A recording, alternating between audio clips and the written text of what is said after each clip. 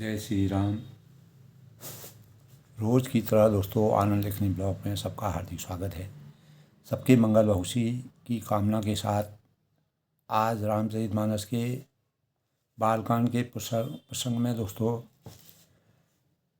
मनु और शत्रुपा ने जिस प्रकार से मर्यादा पुरुषोत्तम भगवान रामचंद्र जी के स्वरूप का ध्यान लगाया और अंततोगत्वा भगवान जो है साक्षात रूप में विष्णु भगवान का अवतरण हुआ। मर्यादा पुरुषोत्तम भगवान रामचंद्र जी उनकी भक्ति की आसक्ति से, तो राजा ने इसी संबंध में कहा कि जब परमात्मा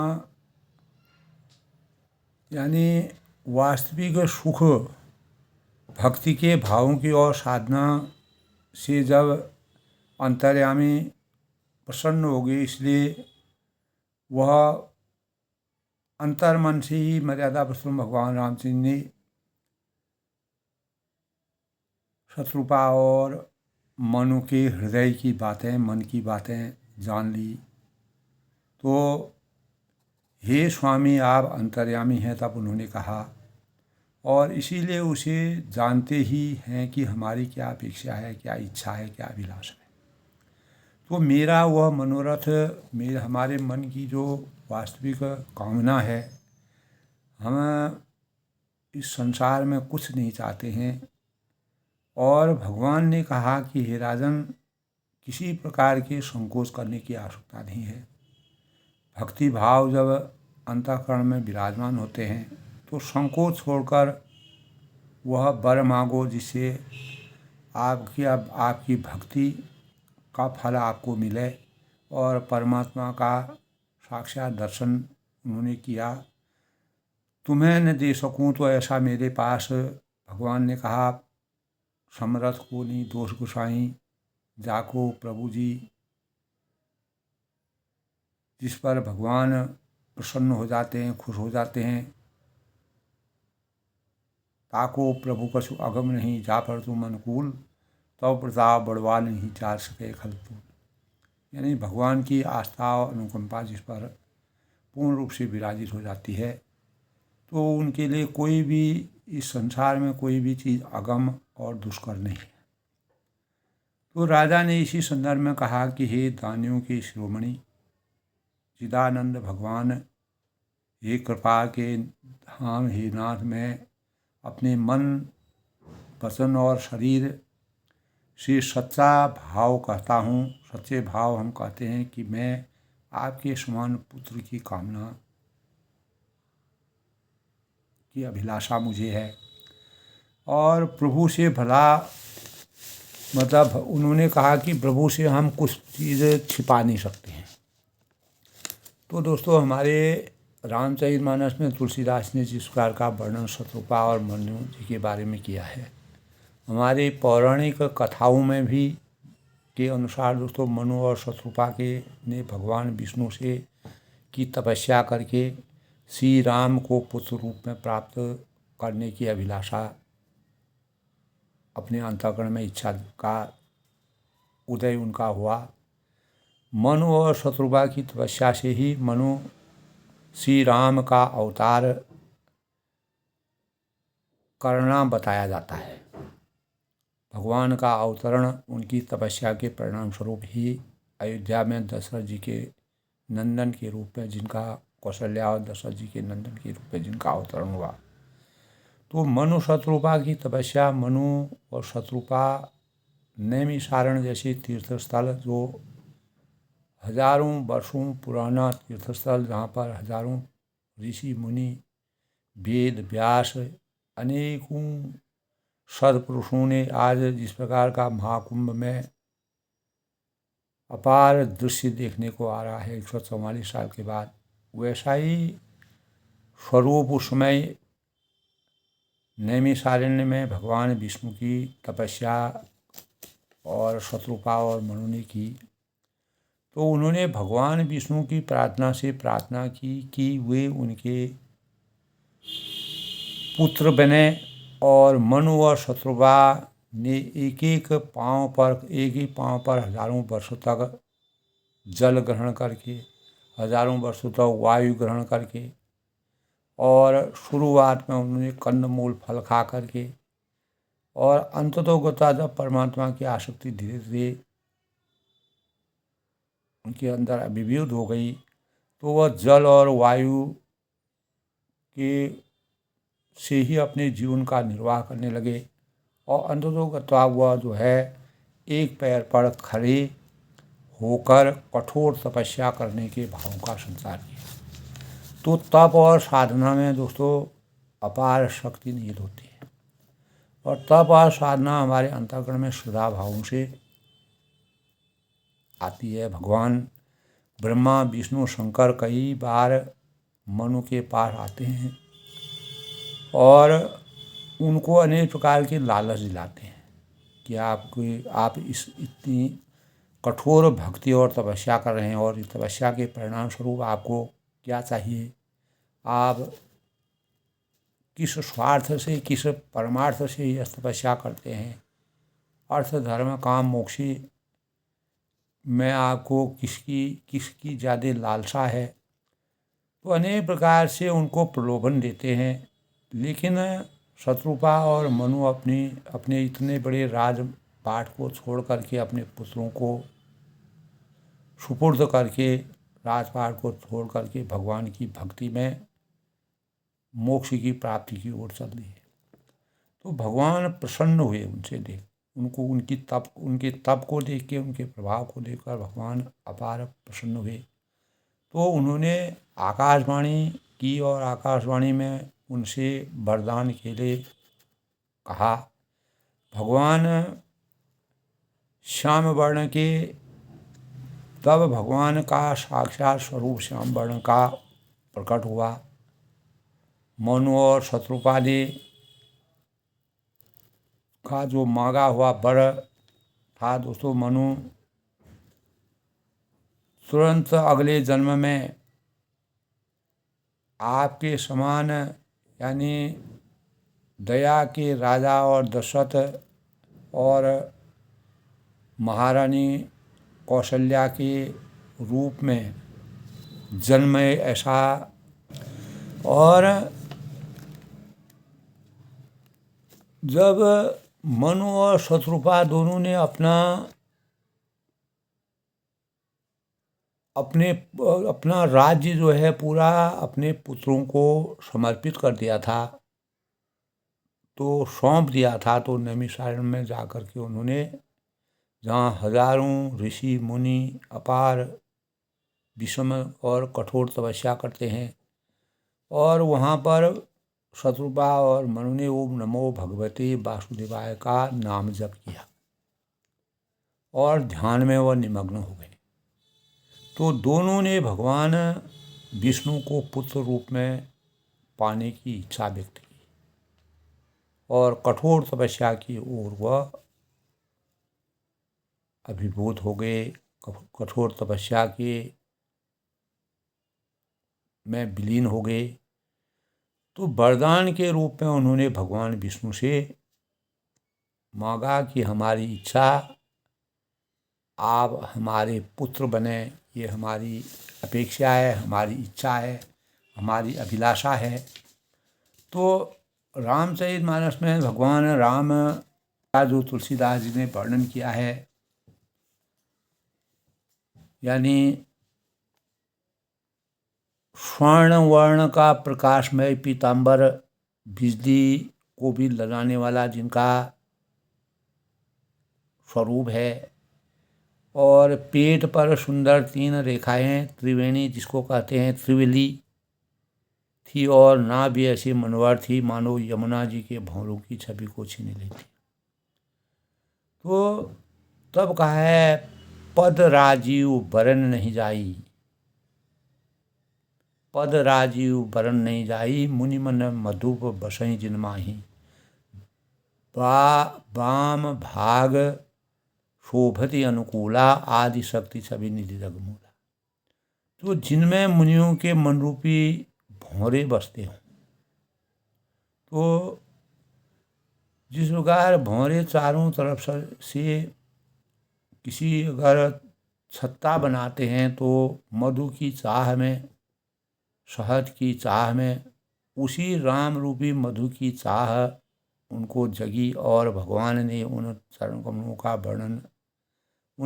कमलों का वर्णन शत्रुपा और मनु, तुलसीदास जी कहते हैं कि मैं अपने शब्दों में नहीं कर सकता हूँ उन्होंने किस प्रकार से उनका वर्णन किया था। भगवान ने कि बाएं भाग में सदा अनुकूल रहने वाली अपार शोभा की खान, शोभा की रास जगत की मूल कारण रूपा आदि शक्ति श्री जानकी जी सुशोभित हैं, विराजमान हैं।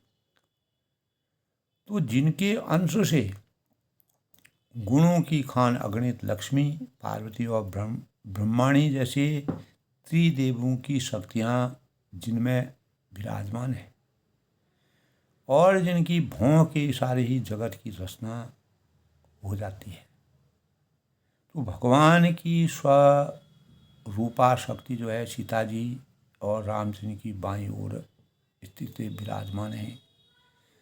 तो छवि समुद्र हरि रूप बिलो की, एकटक रहे नयन पट रोकी, चित वही सादर रूप अनुपा, तृप्ति न मानहि मनुष्य रूपा।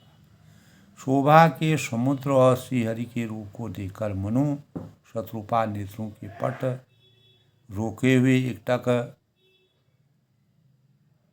देखते हुए स्तब्ध रह जाते हैं और उस अनुपम रूप को वे आदर से ही देख रहे हैं और देखते देखते थकते नहीं। तो हरस विवश तन दशा भुलानी, परे दंड यो गहिपत पानी, सिर पर से प्रभु निज कर कंजा, तुरंत उठा एक करुणा।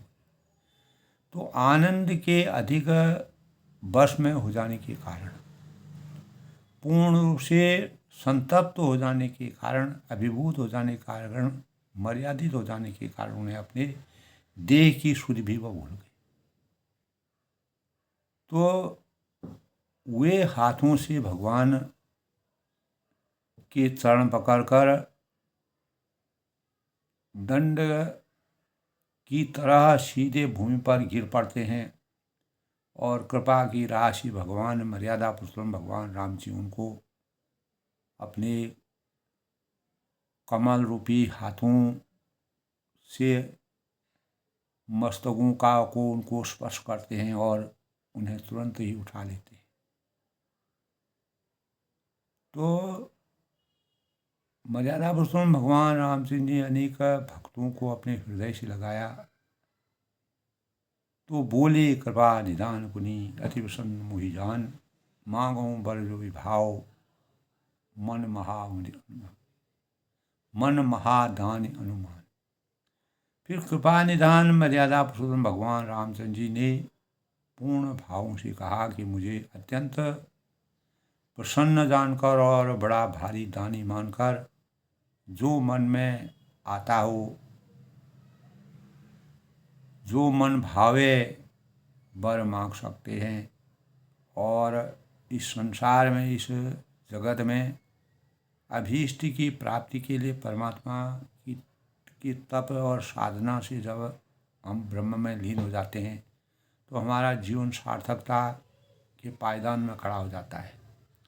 तब प्रभु सुनि प्रभु वचन जोर जुगबानी, हरि धीरज बोली मधुबानी।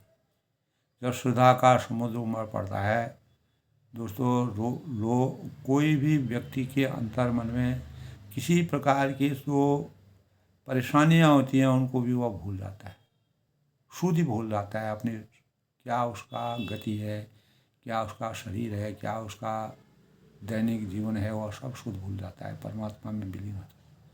जब परमात्मा का सानिध्य प्राप्त हो जाता है तब अपने आप शक्ति की प्राप्ति होती है। इसीलिए शत्रुपा और मनु जी को एक पेड़ में हजारों साल तक जैसे वह खड़े रहे, ये भगवान की अद्भुत शक्ति का स्वरूप है, की कृपा है। उन्होंने उनको इस प्रकार की कृपा से, अपने आशीर्वचन से कृतज्ञ किया है और धन्य किया है।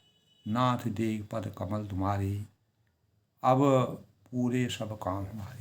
तो आपके इस जो आपने हमारे ऊपर दया की है, इसके लिए हम आप पर पूर्ण रूप से समर्थवान हैं। तो प्रभु के वचन सुनकर दोनों हाथ जोड़कर और धीरज धरकर राजा ने कोमल वाणी से कही कि हे नाथ, आपके चरण कमलों को देखकर हमारी सारी मनोकामनाएं पूर्ण हो गई।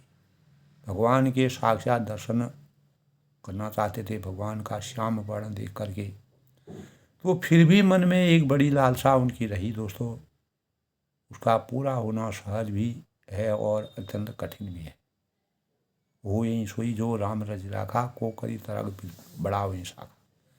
तो रामचरित्र से वह उनकी प्राप्ति, इसलिए उसे जिस प्रकार का उन्होंने वर्णन किया है वह तुलसीदास जी ने, तो वह शब्दों में नहीं कहा जा सकता। तो तब वह कहते हैं, हे स्वामी, आपके लिए तो उसका पूरा करना बहुत ही सहज है, आसान है। आपके लिए इस संसार में कोई भी कार्य करना दुष्कर नहीं है। कलयुग में भी दोस्तों अगर हम श्रद्धा भाव में अपनी पूरी अभिव्यक्ति के साथ, मानव के साथ और सही स्वरूप का अगर सृजन करेंगे तो हम हर सामर्थ्य को प्राप्त करने की, हर सामर्थ्य को हम प्राप्त करने में हमेशा कामयाबी हासिल कर सकते हैं। पर मुझे अपनी दीनता के कारण अत्यंत कठिन मालूम होता है। तब उन्होंने कहा, जथा दरिद्र विधु विबुध तरुपाई, जथा दरिद्र विधु विबुध तरुपाई, बहु संपत्ति मागध सगुचाई, तास प्रभाव जान नहीं सोई, तथा हृदय मम संशय हुई। कल के प्रसंग में था दोस्तों कि जैसे कोई भी दरिद्र कल्प वृक्ष को पाकर भी अधिक द्रव्य मांगने में संकोच करता है। जब कल्प वृक्ष मिल जाता है, सदाबहार, जीवन हमेशा सदाबहार हो जाता है, धन्य हो जाता है। कामधेनु और कल्प वृक्ष के समान समस्त गुणों के स्वरूप सब कुछ विराजमान है और हर समय विराजमान है, क्योंकि वह उसके प्रभाव को नहीं जानता है। वैसे ही मेरे हृदय में भी अपार संशय हो रहा है। कल्पवृक्ष और कामधेनु की वास्तविक स्वरूप का अगर हम अपनी मर्यादा पुरुषोत्तम भगवान राम की वास्तविक स्वरूप का सही चित्रण करें तो हे स्वामी, आप अंतर्यामी हैं, आप मन की बात जानने वाले हैं और इस सृष्टि के सृजन करता हैं, इस सृष्टि के निर्णायक हैं, इस सृष्टि के अच्छाई और बुराई, लाभ हानि सब आपके हाथ में है। धर्म अधर्म, पराजय जय विजय सब आपके हाथ में है, इसीलिए उसे जानते ही हैं। मेरा यह मनोरथ पूरा कीजिए कि भगवान ने कहा कि हे राजन, संकोच छोड़कर किसी प्रकार की दुविधा से रहित होकर मुझसे वह मांगो जो आपकी इच्छा है। तुम्हें न दे सकूं वह मेरे पास नहीं है, ऐसा असंभव है। तब शत्रुघ्न और मनु जी ने अपने मन खोलकर हृदय के अंतर भावों से दान शिरोमणि कृपा निधि नाथ कहूँ सती भाव, उन्होंने यही कहा कि चाहूँ तुम्हें समान सुत प्रभु सन कहूँ दुराय। यानी राजा ने कहा कि दानियों के शिरोमणि ही कृपा निधान, हमें तो सब कुछ प्राप्त है, धन दौलत सब कुछ त्याग करके हम आए हैं। चौथी अवस्था में आने के बाद हमको मात्र यही अभिलाषा है कि हम मोक्ष के द्वार पर खड़े रहें, मोक्ष की प्राप्ति हो, क्योंकि हमने अपने जीवन में सभी प्रकार के अर्थ धर्म काम मोक्ष के अर्थ धर्म काम की प्राप्ति और पूरा उसका आनंद उठाया। अब हमको मोक्ष की प्राप्ति चाहिए। मैं अपने मन से सच्चे भाव और आस्था भावों से कहता हूँ कि आपके समान पुत्र अगर हमारा हो जाएगा, अगर वह पुत्र हमें प्राप्त हो जाएगा तो वो इससे और इसको हम यानी प्रभु से भला क्या छिपाया जा सकता है, हम इसको छिपा नहीं सकते। तो भगवान के प्रति जिस प्रकार का समर्पण के भाव हैं दोस्तों वह अप्रतिम है। और यही शत्रुपा और मनु के हृदय में भगवानों की प्राप्ति के लिए अगर वो हमेशा पुत्र रूप में उनके पास रहेंगे तो बड़ा ही रहस्यमय वरदान है। और वरदान की पराकाष्ठा में भगवान के स्वरूप में हमेशा वह विराजमान रहते हैं। भगवान के हृदय में अपने अंतस में भगवान को विराजमान कर अभिलाषाएँ हमारे अंतःकरण में घर कर जाती हैं। तो अभिलाषाएँ ऐसी होती हैं जो निस्वार्थ हो, निष्काम हो, परमात्मा में लीन हो, परमात्मा को अपने मन में बसाना, अपने हृदय में बसाना, अपने अंतस में बैठाना, यह उनके अंतरात्मा के सबसे बड़े विचार थे। तो इसी संदर्भ में दोस्तों आज के पंचांग की अगर बात करते हैं तो दोस्तों आज का पंचांग है आज 15 जनवरी 2025 माघ माह की कृष्ण पक्षी की द्वितीया तिथि और कल मकर संक्रांति का पर्व जो है महाकुंभ के प्रारंभ से शुरू हुआ, जो 144 साल के बाद हमारे भारत की गौरवमयी धरती में अमृत की जैसी वर्षा हुई। और जब देवताओं ने अमृत वर्षा की तो उसी का जैसा स्वरूप दिव्यमान प्रयागराज का स्वरूप देख करके मानव चेतना को अपार अनेकों वर्षों तक चिरकाल तक यह स्मृतियाँ आने वाली पीढ़ी के लिए और वर्तमान पीढ़ी के लिए एक सदा के भावों का संचार हमारे अंतःकरण में करती है। तो 14 जनवरी का दिन दोस्तों 2025 हमारे देश के लिए गौरवमयी, अमृतमयी और अनेक भक्ति और श्रद्धा भावों का जो प्रसाद हमको परमात्मा द्वारा दिव्य प्रसाद प्राप्त हुआ है, जिससे अनेक मन में परमात्मा के प्रति जो आसक्ति प्राप्त हुई, श्रद्धा भावों का सृजन हुआ, तो हमारे अंतरात्मा की वेदनाएं जिस प्रकार गुलाब खिल करके पूरा स्वरूप में प्रत्येक हृदय जो है खिल उठा, तो दोस्तों ये अभूतपूर्व है। तो आज माघ माह की कृष्ण पक्ष की द्वितीया तिथि है और यह दोस्तों 45 दिन तक यह महाकुंभ का एक त्यौहार के रूप में, एक पर्व के रूप में, एक आस्था के रूप में, एक आध्यात्म के रूप में हमारे मानव चेतना को जगाते रहेगा और हम चिरकाल तक इस छवि को, इस अथाह ब्रह्मांड की जो शक्ति है, परमात्मा की जो शक्ति है, उसके आशीर्वाद को लगातार प्राप्त करते रहेंगे। तो विक्रम संवत दोस्तों 2081 शक संवत यानी 1946 क्रोधी नाम संवत्सर उत्तरायण भगवान जो है दोस्तों, जब सूर्य भगवान शनि से मिलने जाते हैं तब उत्तरायण शुरू हो जाता है और बुधवार का दिन है। पुष्य नक्षत्र का योग है जो बड़ी शुभता का माना जाता है। चंद्रमा आज कर्क राशि में प्रवेश करेंगे। आज के अभिजीत मुहूर्त और अमृतकाल की बात करें तो दोस्तों संपूर्ण दिन है और ब्रह्म मुहूर्त की बात करें तो 5:37 के 6:25 तक।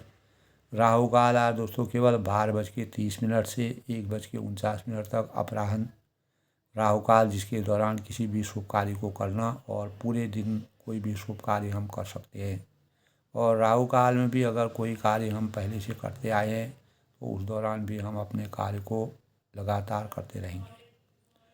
और सूर्य आज दोस्तों 7:14 पर उदय हुए और सूर्यास्त जो है 5:45 तक। तो इस प्रकार दोस्तों आज के शुभ पंचांग के भावों का संयोग है।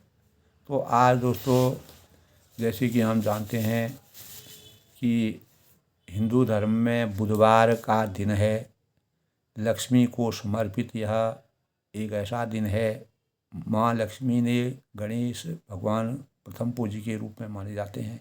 माँ लक्ष्मी ने गणेश भगवान को अपने दत्तक पुत्र के रूप में प्राप्त किया था और जहाँ लक्ष्मी की पूजा होती है वहीं गणेश जी की का भी पूजन किया जाता है।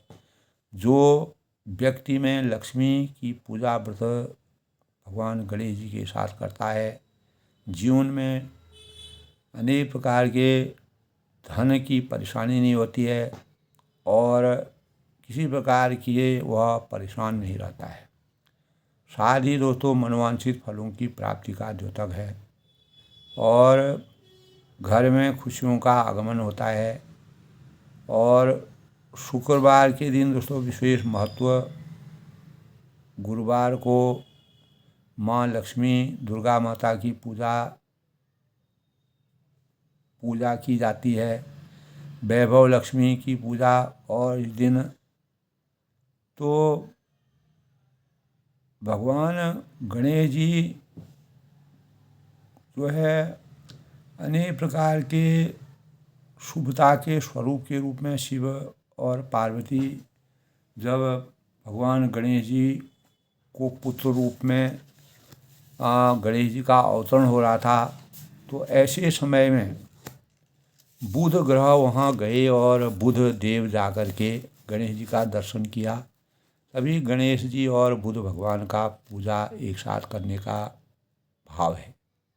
तो गणेश जी में प्रथम पूज्य भगवान गणेश जी का पूजन मस्तिष्क में प्रबलता लाने के लिए, बुद्धि विवेक को प्राप्त करने के लिए, हिंदू धर्म में और हमारे सनातन धर्म में आस्था के प्रतीक के रूप में गणेश भगवान का पूजन करना प्रथम पूज्य के रूप में, क्योंकि संपूर्ण ब्रह्मांड का जो परिक्रमा है गणेश जी ने सबसे पहले किया और जिसके परिणाम स्वरूप अपने माता पिता का आशीर्वाद प्राप्त करके सभी देवताओं के मंथन के पश्चात गणेश जी को प्रथम पूज्य के रूप में पूजा जाता है।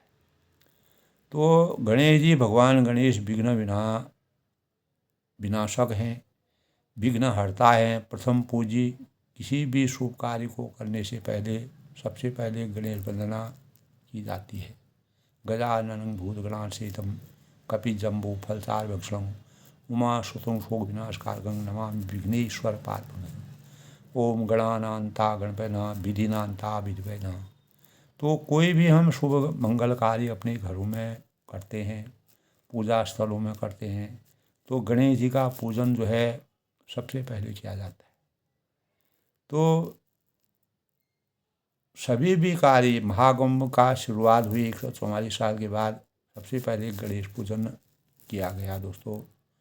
तो व्यापारिक दृष्टिकोण से बुधवार शुभकारी माना गया है। व्यापार के लिए बुध ग्रह शुभकारी होता है। विघ्नहर्ता गणेश जी पूजा स्मरण ध्यान दर्शन शुभ मनोवांछित फलों की प्राप्ति के द्योतक है। इस दिन दुर्गा सप्तशती का पाठ करना और मनोवांछित फलों की प्राप्ति का द्योतक है। हरी मूंग का दान करना शुभ माना गया है। ऋण हरता और सुख करता। गणेश स्तोत्र पाठ, गणेश भगवान जी का स्तोत्र पाठ करके भगवान गणेश को दुर्वा और मोदक भोग में लगाना चाहिए और गाय को हरा घास खिलाना शुभ माना गया है। बुधवार का मंत्र जाप करने वालों से संबंधित सामान और इस प्रकार जब ओम बुधाय नमः का जाप किया जाता है तो ओम गणपति नमः और ओम ऐं ह्रीं क्लीं चामुंडाय विच्चे अंग गंग गणपति सर्व कार्य सिद्ध कुरु स्वाहा। तो इस मंत्र का पाठ करके गणेश पूजन किया जाता है। गणेश भगवान का सबसे पहले पूजन करने से हमारे जीवन में मनोवांछित और फलों की प्राप्ति होती है। और बुध की प्रकृति दोस्तों चर और सौम्य होती है और ज्योतिष के अनुसार यह भगवान गणेश और लाल किताब के अनुसार दुर्गा माता का दिन माना गया है हमारे शास्त्रों में। तो इस प्रकार दोस्तों गणेश भगवान का पूजन करना, गजाननं भूतगणासेवितं कपितजम्बू फलसारभक्षणं उमासुतं शोकविनाशकारकं नमामि विघ्नेश्वर पादं, दुखों को हरने वाले और सुखों के मानक। तो भगवान गणेश जी को तो दोस्तों तब आज के प्रसंग में दोस्तों रामचरितमानस के आज के प्रसंग में देख प्रीति सुन वचन अमोले, जब पुत्र की अपेक्षा भगवान जैसे पुत्र की अपेक्षा मनु और शत्रुपा करते हैं तो भगवान की क्या कृपा होती है। तब उनकी इस प्रकार की बातें सुन करके, इस प्रकार की रहस्य को सुन करके, देख प्रीत सुन वचन अमोले, राजा की प्रीति देखकर, उनकी भक्ति देखकर, उनकी आस्था देखकर और परमात्मा की प्राप्ति के भावों को, जो श्रद्धा भाव उनके अंतःकरण में विराजते हैं, उनके अमूल्य वचन सुनकर एवं वस्तु करणानिधि बोले, मर्यादा पुरुषोत्तम भगवान रामचंद्र ने तथास्तु कह दिया, ऐसा ही हो। तब भगवान बोले कि ऐसा ही हो हे राजन, आप शरीर खोजें कहाँ जाए, मैं अपने समान दूसरा कहाँ जाकर खोजूं। मैं अन्यत्र नहीं जा सकता हूँ, लेकिन नृप तव तनय होम में आई, अतः स्वयं ही मैं आकर तुम्हारा पुत्र बनूंगा। मैं इस रूप में अवतरण होऊंगा कि स्वयं ही आपका पुत्र बन के आऊँगा, क्योंकि भगवान ने उनसे कहा था कि मेरे पास कोई भी ऐसी चीज़ नहीं है जो तुम्हारे लिए नहीं है। तब उन्होंने कहा तासु प्रभाव जान नहीं सोई, तथा स्वयं मम संशय हुई, सो तुम जानो अंतर्जामी पूर्वहु मोर मनोरथ स्वामी, सकुच बिहाय मागन बोई, मोरे नहीं अधिक सुनोई। तब सच्चिदानंद भगवान कहते हैं कि मोरे नहीं अधिक सुनोई, यानी तो ही, मोरे नहीं अधिक कछु तो ही, तुम आपको देने के लिए मेरे पास कोई भी अधिक नहीं। तो ब्रह्मवाणी जब भगवान की, परमात्मा की वाणी, तब भगवान ने जब उनको तथास्तु कह दिया, तो भक्ति भावों में जब मानव पूरा ब्रह्म में लीन हो जाता है, तो राजा की अथाह प्रेम के सामने, प्रेम और भक्ति जब हमारे अंतःकरण में विराजती है, तो भगवान भी जो है पूर्ण रूप से समर्थवान हो जाते हैं। तब उन्होंने जो है उनके वहाँ पुत्र के रूप में जन्मने का के भावों को व्यक्त किया। शतरूप ही बिलोक कर जो रहे, देवी माँ बर जोशु तो रहे, तब जो बरनाथ चतुर न मांगा, सोई कपाल मोहि अति प्रियला। तब शत्रुपा कहती हैं, भगवान शत्रुपा से कहते हैं कि शत्रुपा जी को हाथ जोड़े देखकर भगवान ने कहा, मर्यादा पुरुषोत्तम भगवान रामचंद्र जी जो तीनों लोकों के और इस सृष्टि के, तो उन्होंने कहा हे देवी, तुम्हारी जो इच्छा हो, जो मनोकामना हो, जो आपके मन में अपार भाव हों, और जो आप चाहते हैं वह वर मांगें। और शत्रुपा ने कहा कि हे नाथ, कि जो वर चतुर नृप मांगा, सोई कृपाल मोहि अति प्रिय लागा, यानी राजा ने जो वर आपसे मांगा है, हे कृपाल, वह मुझे बहुत ही प्रिय लागा, मुझे बहुत ही भाया, और मेरा अंतःकरण उसे पूर्ण रूप से खिल गया। प्रभु परंतु श्रुति होती हृदय, ततः भगत ही तुम्हें सुहाई, तुम ब्रह्मादि जनक जग स्वामी, ब्रह्म सकल उर अंतर। तो परंतु उन्होंने कहा कि ये प्रभु बहुत ढिलाई हो रही है, यद्यपि मैं भक्तों का हित करने वाले, यद्यपि भगत ही तुम्हें सुहाई, और यह ढिलाई भी आपको अच्छी लगती है। तुम ब्रह्मादि जनक जग स्वामी, आप ब्रह्मा आदि के पिता और उत्पन्न करने वाले जगत के स्वामी हैं, पूरे ब्रह्मांड के स्वामी हैं, और ब्रह्म सकल और अंतर्यामी, सबके हृदय की भीतर की जानने वाले, अंतरतम की अंतरात्मा की बातों को जानने वाले, रहस्य को जानने वाले ब्रह्म के साक्षात स्वरूप हैं। असमुदर मन संशय होई, कहा जो प्रभु भगवान पुण्य होई। ऐसा समझने पर मन में संदेह होता है, फिर भी प्रभु ने अपने जो कहा वही प्रमाण सत्य है। हो वही सोई जो राम रज राखा, को कई तरह बड़ा वही साखा।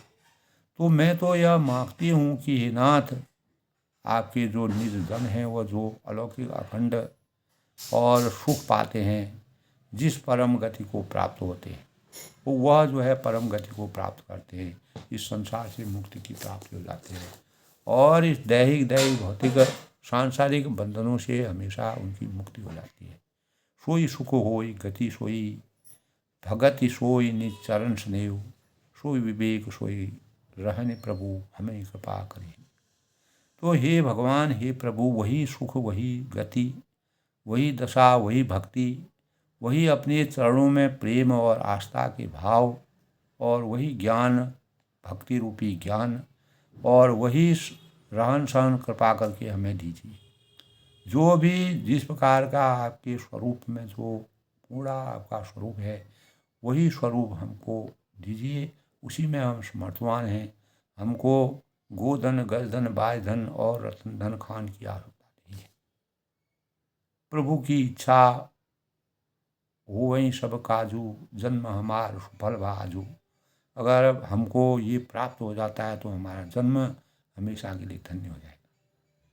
शून्य मृदु गूढ़ रुचिर पर रचना, कृपा सिंधु बोले मृदु बसना।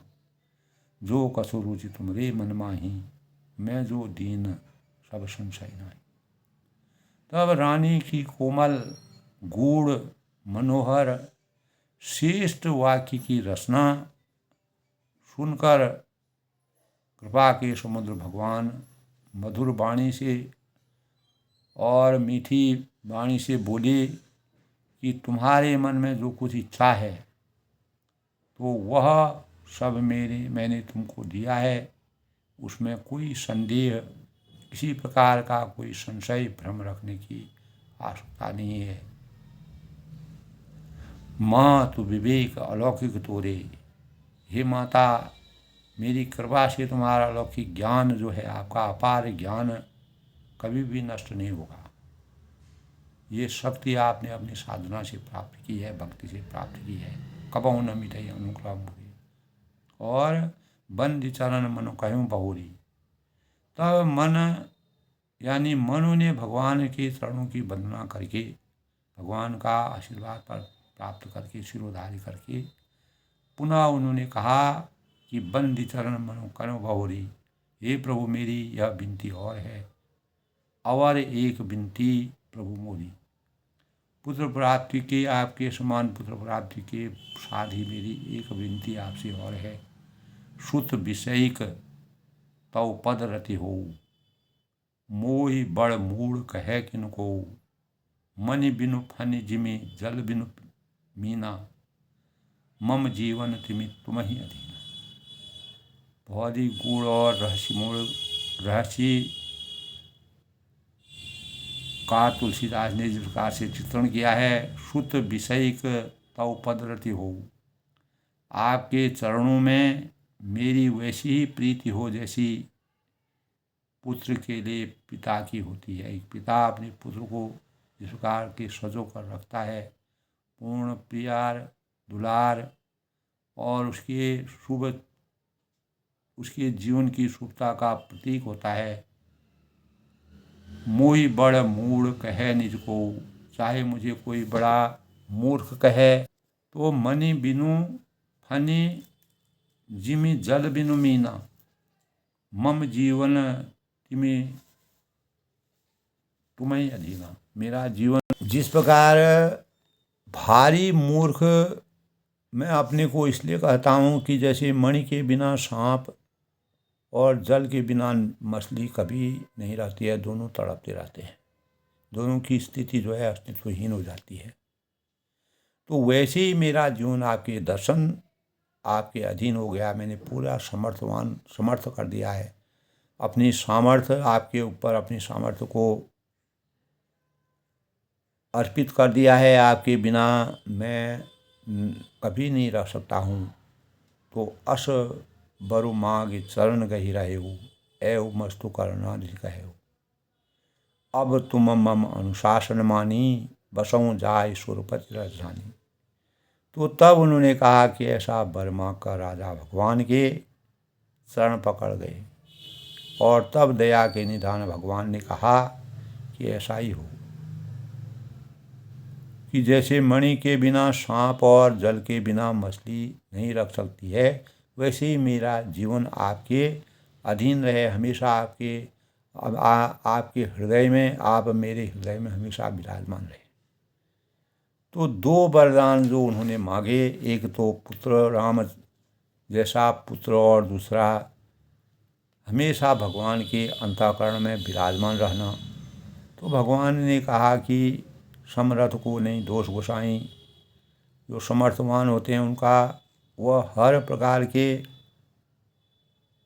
पुरुषार्थ के लिए परमात्मा से आशीर्वचन लेते हैं। धर्म अर्थ काम मोक्ष की प्राप्ति है, ऐसा वर मांग कर राजा भगवान के चरण पकड़ लेते हैं।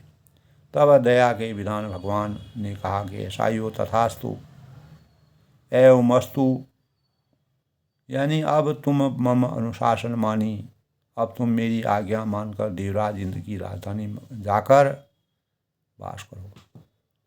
तो देवराज इंद्र की, तब उनको जो है देवराज इंद्र के राजधानी में जाने का मन बनाया। तहाँ करी भोग विशाल। तो वहाँ क्या हुआ, तात गए कछुकाल पुनि, तात गए कछुकाल पुनि, कहाँ करी भोग विशाल, तब मैं होव तुम्हार सुतो, हो वह अवध भुआ। तब उन्होंने कहा, ही तात वहाँ स्वर्ग के बहुत से भोग कर, स्वर्ग में भी अनेक प्रकार के सुख भोगों का संतरण होता है। और स्वर्ग और नरक दो होते हैं दोस्तों। नरक में पापी लोग जाते हैं, स्वर्ग में धर्मात्मा लोग जाते हैं जो पुण्य करते हैं, भगवान के प्रति समर्थित रहते हैं, अच्छे कार्य करते हैं, लोक पारायणता का काम करते हैं। कुछ काल बीत जाने पर तुम अवध के राजा होगे और तब मैं तुम्हारा पुत्र होऊंगा, यानी दशरथ। भगवान ने कहा कि आप दशरथ राजा के रूप में अवतरित होंगे और मैं आपका पुत्र राम होऊंगा। तो यह समय आएगा। और तो हे तात वहाँ स्वर्ग में बहुत से भोग कर कुछ काल बीत जाने पर, कुछ समय जब बीत जाएगा, तो वहाँ भी हमें स्वर्ग नरक का ज्ञान होना, कैसे ज्ञान होता है स्वर्ग का ज्ञान मनु और शत्रुपा को।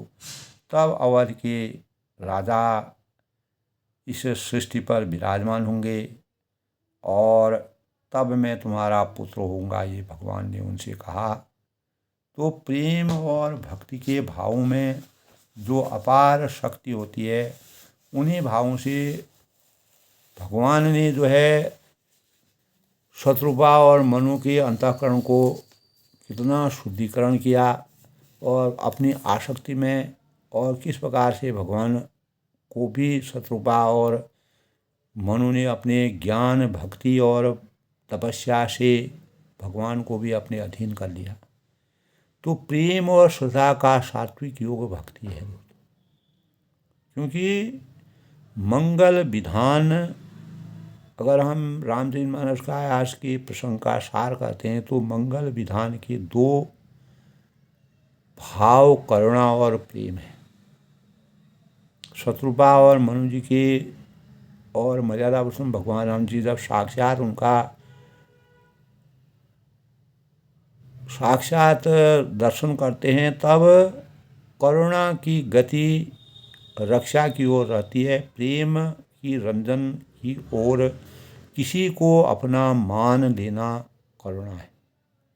राम के मर्यादा पुरुषोत्तम भगवान राम के चरित्र में करुणा रूपी जीवन मूल्य की सार्थक प्रगति है। ऋषि मुनियों ने दोस्तों अस्थि ढेर देखकर जिस प्रकार ये हजारों सालों तक एक पैर पर खड़े रहे, तो राम करुणामय होकर रक्षा का चयन वचन देते हैं और प्रेम के बिना भक्ति दृढ़ नहीं होती है। तो आज के भावों से हमें इस बार का हमारे अंतःकरण में इस बार की बातें आती है। राम से प्रीति कलुषों का नाश करने वाली होती है और निर्मल मोहक और आँख की प्रीति देखकर पाती है, जिस प्रकार मनु और शत्रुपा को प्राप्त हुई। तो सत्य से उत्पन्न आनंद प्रसन्नता है और राम सत्य के पर्याय हैं, प्रतीक हैं। सत्य वह है दोस्तों जो जिससे हमें विश्वास हो और विश्वास इसी अवस्था में होता है जहाँ अनुभव का विरोध न हो। असत्य में अविश्वसनीय, असत्य जो है वह अविश्वसनीय होता है क्योंकि अनुभूति के प्रतिकूल होता है। सत्य में नारायण बनने की कला अपने आप ही विराजमान हो जाती है। सत्य की विजय होती है अपने सत्य वृत्तियों से, सद्वृत्तियों से के प्रभाव से, यानी निष्कलंक परम पुरुष या ब्रह्म में हम लीन हो जाते हैं। इसी परम पूज्य का जय घोष राम कथा रामचरितमानस में है। राम में मंगल निवास करता है। मंगल भवन अमंगलहारी, उमा सही जई जगत पुरारी, दीन दयाल विद संभारी, हरहु नाथ मम संकट भारी। तो राम कथा मानवता की परिक्रमा है। तो वह कर्म, त्याग और मुक्ति की त्रिवेणी है। राम में प्रीति के कारण भी नंदीग्राम में भरत के निश्चल हृदय से हनुमान की जो मूर्छा का उन्मूलन किया गया और राम के प्रभाव से प्रभावित होकर राम यानी अनेक प्रकार की लीलाएं हुई। तो भगवान अयोध्या काशी में रामलीला का मंचन आज भी होता है। इसी कारण तो मनु और शत्रुबा ने परमात्मा की वास्तविक शक्ति को प्राप्त करके अपने जीवन में अपार प्रेम की पराकाष्ठा और भक्ति और प्रेम के सौजन्य को प्राप्त किया। तो तभी कहा है सब राम जो है वह परोपकार को सर्वोपरि धर्म और परपीड़ा सम नहीं अधिकाई। परोपकार को तपो यानी सर्वोपरि धर्म और परपीड़ा सबसे बड़ा अधर्म मानते हैं। राम का अर्थ प्राप्ति नहीं त्याग है। तो प्रेम का जन्म त्याग से होता है, स्वार्थ से नहीं। इसी प्रकार शत्रुबा और मनु के हृदय में स्वार्थ नहीं था, प्रेम था, भक्ति थी, भाव थी। और राम से भरत जी का जो मिलन हुआ, हनुमान जी से मिलन हुआ, उसी प्रकार शत्रुबा और जब अगले जन्म में दशरथ जी का जन्म होता है तब शत्रुपा और मनु जो हैं वहाँ अवतरित होते हैं, वही दशरथ जी के रूप में अवतरित होते हैं, वहीं रामचंद्र जी अवतार लेते हैं। तो आज के प्रसंग में दोस्तों तुलसीदास जी ने जिस प्रकार का चित्रण किया है, राम से जिस प्रकार भरत का मिलन प्रेम और श्रृंगार रस से का मिलन है, उसी प्रकार यह प्रेम और भक्ति रस का मिलन है। अभाव को भाव में भरने वाले भगवान मर्यादा पुरुषोत्तम भगवान रामचंद्र जी हैं और राम जीवन को में विश्वास को जोड़ते हैं और राम अपने समर्थन के साथ, अपने परिमाणों के साथ, अपने सार्थक के साथ, अपने मर्यादा के साथ मानवता में जिस प्रकार के भावों का संचार तुलसीदास ने रामचरित्र से आज के प्रसंग में किया, यह हमारे जीवन के लिए प्रेरणा के स्रोत के रूप में है। और शत्रुपा और मनु ने जिस प्रकार से भक्ति पूर्ण रूप से भगवान की जब आस्था प्रकट होती है तो प्रत्येक भक्त जो है वह ऐसे ही अपने जीवन को समर्थवान बना लेता है, एक संबल की तरह खड़ा हो जाता है, संकल्प निष्ठ हो जाता है। किसी प्रकार के भी उनको स्वार्थ और निजी हित की आवश्यकता नहीं होती है। समर्थ जो भगवान हैं उनके लिए कोई भी कठिन नहीं है। ताको प्रभु कछु अगम नहीं, जा पर तुम अनुकूल, तब प्रताप बढ़वा नहीं, जा सके खलतूल। तब शत्रुपा और जो मनु हैं वह जो है स्वर्ग में बहुत प्रकार से भोग करने के लिए जाते हैं।